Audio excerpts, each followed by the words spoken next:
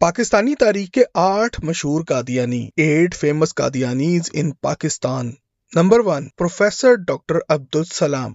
دوستو جب کبھی بھی پاکستان میں موجود قادیانیوں کی بات کی جائے گی تو یہ فہرست ڈاکٹر عبدالسلام کے ذکر کے بنا ادھوری ہوگی۔ دوستو ڈاکٹر عبدالسلام ایک پاکستانی تھیوریٹیکل فزسسٹ تھے اور انہوں نے سال 1979 میں فزکس کا نوبل انعام الیکٹرو ویک یونیفیکیشن تھیوری میں اپنے بے مثال کام کی وجہ سے حاصل کیا۔ وہ مصر کے انور سادات کے بعد سائنس کی دنیا میں نوبل انعام حاصل کرنے والے پاکستانی اور کسی بھی اسلامی ملک سے تعلق رکھنے والے پہلے انسان تھے۔ انہوں نے پاکستان کے ایٹمی پروگرام پہ ڈاکٹر عبدالقدیر خان کے ساتھ کام بھی کیا تھا۔ ڈاکٹر عبدالسلام پوری دنیا کے سامنے ایک احمدی قادیانی تھے اور انہوں نے یہ بات کبھی بھی کسی سے نہیں چھپائی کیونکہ اس دور میں مذہبی انتہا پسندی اتنی زیادہ پرتشدد نہیں تھی اور وہ پاکستان میں بہت ہی عزت کا مقام رکھتے تھے۔ اس کے علاوہ اس دور میں قادیانیوں کو غیر مسلم بھی قرار نہیں دیا گیا تھا۔ ڈاکٹر عبدالسلام نے اپنے مذہب کو اپنے سائنسی کام کی ایک بنیادی حصے کے طور پر پیش کیا۔ انہوں نے ایک بار لکھا تھا کہ قرآن پاک ہمیں اللہ کے بنائے ہوئے قوانین فطرت کی حقیقتوں پر غور کرنے کا حکم دیتا ہے، تاہم ہماری نسل کو اس کے ڈیزائنز کے ایک حصے کو حاصل کرنے کا اعزاز ہوا ہے۔ یہ اللہ کا فضل ہے جس کے لیے میں شکر گزار ہوں۔ فزکس کے نوبل انعام کو قبول کرتے ہوئے بھی اپنی تقریر کے دوران ڈاکٹر عبدالسلام نے قرآن کی آیات کا حوالہ دیا تھا۔ سال 1974 کے دوران پاکستانی پارلیمنٹ نے second amendment to the constitution of Pakistan کی، جس میں احمدیوں کو غیر مسلم قرار دے دیا گیا اور احتجاجاً ڈاکٹر عبدالسلام پاکستان سے لندن روانہ ہو گئے۔ ان کے جانے کے بعد انہوں نے پاکستان سے اپنے تعلقات مکمل طور پر منتقل نہیں کیے اور فزکس کے گروپس اور پاکستان اٹامک انرجی کمیشن کے سائنسدانوں کے ساتھ قریبی تعلق قائم رکھا۔ نمبر 2 سلمان تاثیر۔ دوستو سلمان تاثیر ایک پاکستانی سیاستدان تھے جنہوں نے 2008 سے لے کے 2011 تک پنجاب کے 26ویں گورنر کے طور پر خدمات بھی سر انجام دی۔ یہ آدمی بھی ایک قادیانی تھا اور یہ اپنے یاروں کے ساتھ بیٹھ کر اکثر اسلام کے بارے میں بکواس کرنے کی وجہ سے مشہور بھی تھا۔ سلمان تاثیر نے 1960 کی دہائی کے آخر میں ذوالفقار علی بھٹو کی پاکستان پیپلز پارٹی کے رکن کے طور پر اپنے سیاسی کیریئر کا آغاز کیا تھا۔ وہ بھٹو کی آزادی کی تحریک کا حصہ تھے اور ان کی گرفتاری اور سزائے موت کی مخالفت کرتے تھے۔ سلمان تاثیر بھٹو کی بیٹی اور سیاسی وارث بے نظیر بھٹو کے سب سے قریب اور قابل اعتماد دوستوں میں سے ایک تھے۔ اپنے سیاسی کیریئر کے علاوہ سلمان تاثیر ایک بہترین بزنس مین بھی تھے۔ انہوں نے اپنے کیریئر کے شروع میں کئی چارٹرڈ اکاؤنٹنسی اور مینجمنٹ کنسلٹنسی فرمز قائم کی۔ 1995 میں انہوں نے فرسٹ کیپٹل سیکورٹی کارپوریشن قائم کی جس کا کام US سے UK اور ہانگ کانگ تک پھیلا ہوا تھا۔ سلمان تاثیر نے 2 شادیاں کی اور ان کے اپنی شادیوں کے علاوہ دوسری عورتوں کے ساتھ بھی تعلقات موجود تھے۔ سال 2010 سے 2011 کے دوران سما ٹی وی پر مہر بخاری کے ساتھ ایک انٹرویو کے دوران سلمان تاثیر نے ملک کے توہین رسالت کے قانون کے بارے میں تبصرہ کیا اور انہوں نے بڑے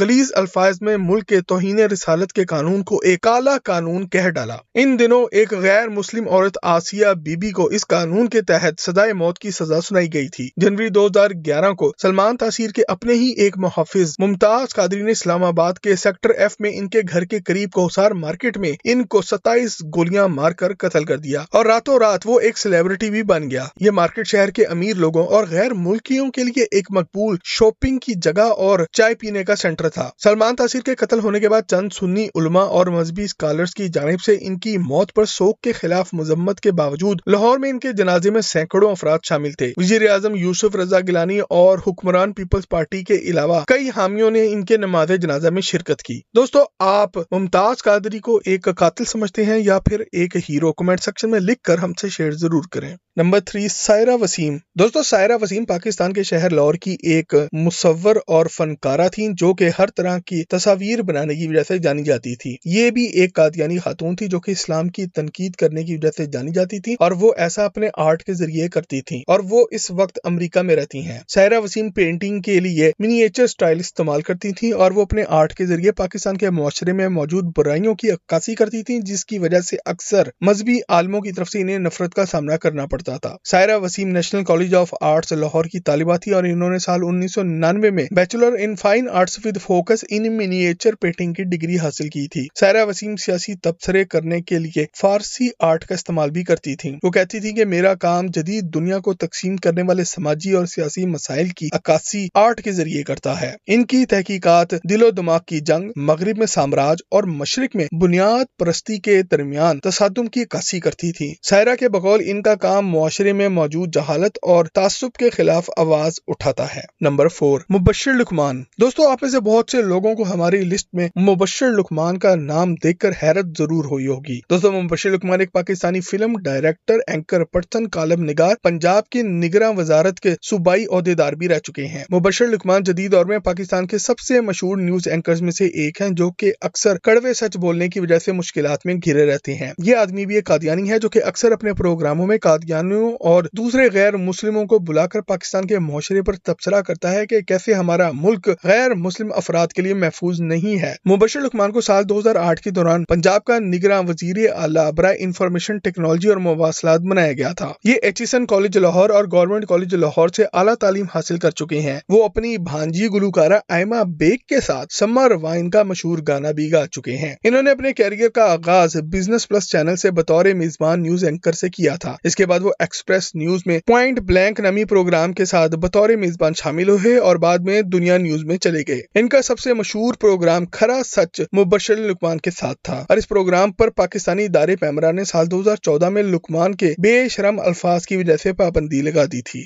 نمبر 5، جنرل ضیاء الحق۔ دوستو جنرل ضیاء الحق ایک پاکستانی فوجی جنرل تھے جنہوں نے سال 1978 سے اپنی موت تک پاکستان کے چھٹے صدر کے طور پر خدمات سر انجام دی۔ انہوں نے 1 مارچ 1976 سے اپنی وفات تک پاکستان کے دوسرے آرمی چیف کے طور پر بھی اپنی خدمات سر انجام دی۔ تاہم ان کے بارے میں یہ بات بہت ہی کم لوگ جانتے ہیں کہ یہ ایک قادیانی تھے اور انہوں نے پوری دنیا کے منع کرنے کے باوجود بھٹو کو پھانسی پر لٹکا دیا تھا، کیونکہ بھٹو ہی وہ مرد آئین تھا جس نے 1973 کے آئین میں قادیانیوں کو کافر قرار دلوا دیا تھا، اور آج بھی اسی وجہ سے قادیانی بھٹو سے نفرت کرتے ہیں۔ ضیاء الحق کے والد ایک لاہوری احمدی تھے جنہوں نے جنگ عظیم دوم کے دوران شملہ میں احمدیہ جماعت میں کام بھی کیا تھا۔ ضیاء الحق نے قادیان شہر میں سال 1944 میں قادیانی احمدی سالانہ جلسے میں شرکت بھی کی تھی۔ انہوں نے اپنے بیعت فارم پر دستخط بھی کیے تھے جس کی تفصیلی رپورٹ آج بھی انٹرنیٹ پر موجود ہے۔ اس کے ساتھ ساتھ ضیاء الحق اور اس کے والد قادیانیوں کے رسالے الفضل کے باقاعدہ سبسکرائبرز کے طور پہ بھی درج ہیں۔ ضیاء الحق اپنے ساتھی بریگیڈیئر اعجاز احمد خان کے ساتھ لندن میں قادیانیوں کی الفضل مسجد بھی گئے تھے۔ ضیاء الحق نے 2 مشہور قادیانوں کو پاکستان آرمی میں بڑی پوسٹ پر بھی لگایا اور انہیں آرمی سرجیکل یونٹ کا انچارج بھی بنا دیا۔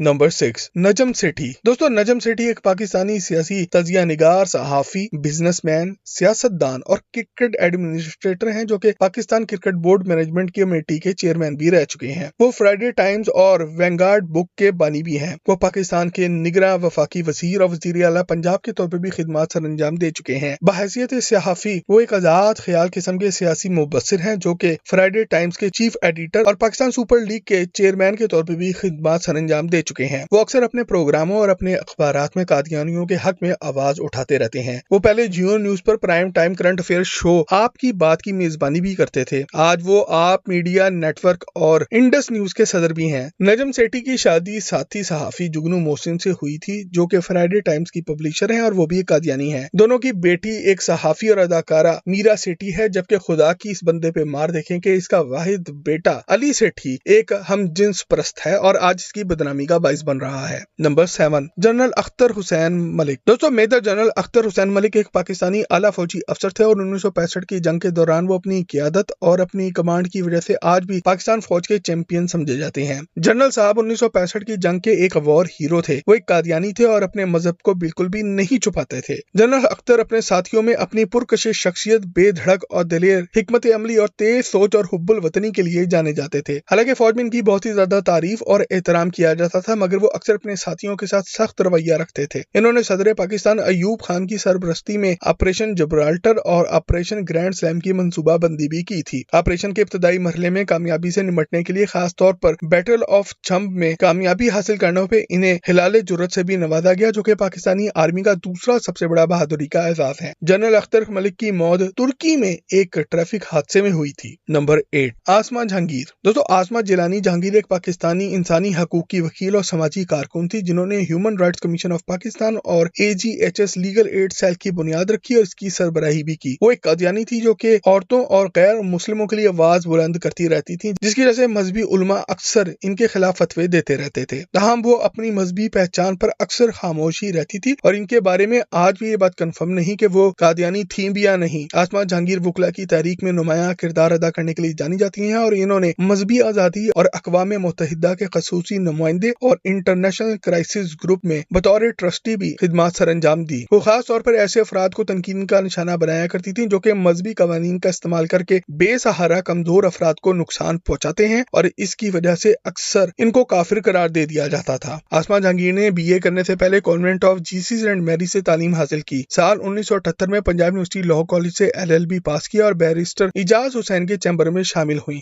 1980 में वो लाहौर हाई कोर्ट और साल 1982 में सुप्रीम कोर्ट ऑफ पाकिस्तान का हिस्सा बनी। 1980 की दिहाई में इन्होंने फौज के खिलाफ जमहूरियत बहाली के लिए काम किया और 1983 में जमहूरियत की बहाली की तहरीक में हिस्सा लेने पर इन्हें जेल भी भेजा गया। साल 1986 में वो जेनीवा चली गई जहां पर इन्होंने डिफेंस फॉर चिल्ड्रन इंटरनेशनल की बुनियाद रखी और साल 1988 तक पाकिस्तान वापस आने तक इसकी सदर थी। आसमा जहांगीर ने अपने कैरियर में इंसानी हकूक और खवातीन के हकूक, मजहबी अकलियतों और बच्चों के हकूक के दिफा में काफी काम किया और वो खासतौर पर खवातीन के हलकों में काफी मशहूर हैं। वो हदूद ऑर्डिनेंस और तौहीन रसालत के कानून की भी तनकीद करती थी जो कि पाकिस्तान में जनरल मोहम्मद जियाउल हक के इस्लामाइजेशन प्रोग्राम के एक हिस्से के तौर पर नाफिज किए गए थे। दोस्तों, अगर आपको कोई ऐसा कादियानी नाम मालूम है जो इस लिस्ट में शामिल होना चाहिए था तो कमेंट सेक्शन में लिखकर हमसे शेयर जरूर करें। मजीद जबरदस्त वीडियोस के लिए टॉक शॉक के चैनल को भी सब्सक्राइब जरूर करें।